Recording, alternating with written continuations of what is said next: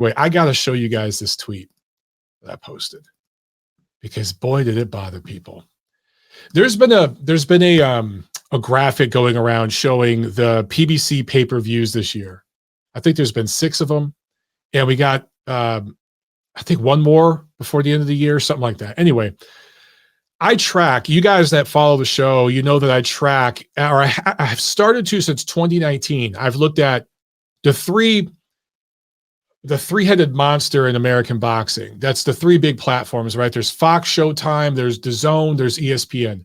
And I've kind of had a running comparison of who's providing the most value. And I'll do that video again at the end of this year. I'll show you in 2022 how much it costs to be a fan if you had all 3 of these platforms and you watched all the fights. I put this graphic together, and I tweeted this today. And this is every pay-per-view that Showtime / Fox has had since 2019. Now, why have I tracked it since then?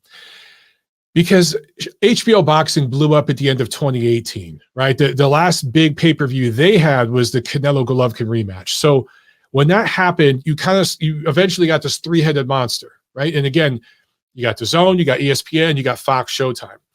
And now people will look at Fox, Showtime right now as PBC.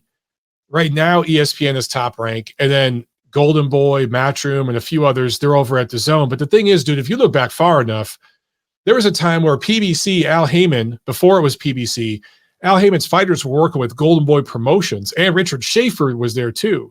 Richard Schaefer has his own thing now. They were all working together on HBO, right? And then Top Rank used to be on HBO.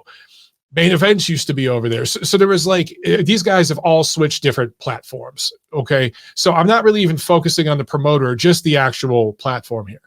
Fox, Showtime, over the last 4 years, since the old structure kind of blew up and we got this 3-headed monster, it's not even close, dude. DAZN has charged pay-per-views, and I've been highly critical. You guys here on this show heard me bash the shit out of DAZN for saying, oh, we're the death to pay-per-view.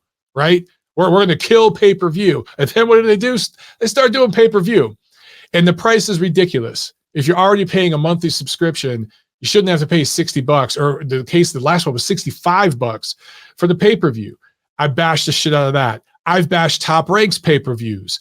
The Fury Dillian White pay-per-view. The fact that that was pay-per-view here in America, that's a fucking joke. That's a bigger joke than Wilder Hellenius being pay-per-view in America.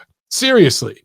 So, like, I've been fair across the board on this. But if we're just looking at the facts, dude, PBC has had $1,790 worth of pay-per-view in the last 4 years. That doesn't even include your subscription to Showtime, which is, I don't know, $10, $12 a month.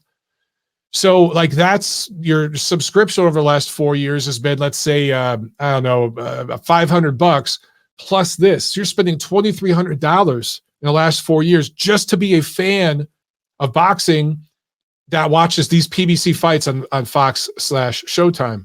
That's crazy, dude. That's crazy.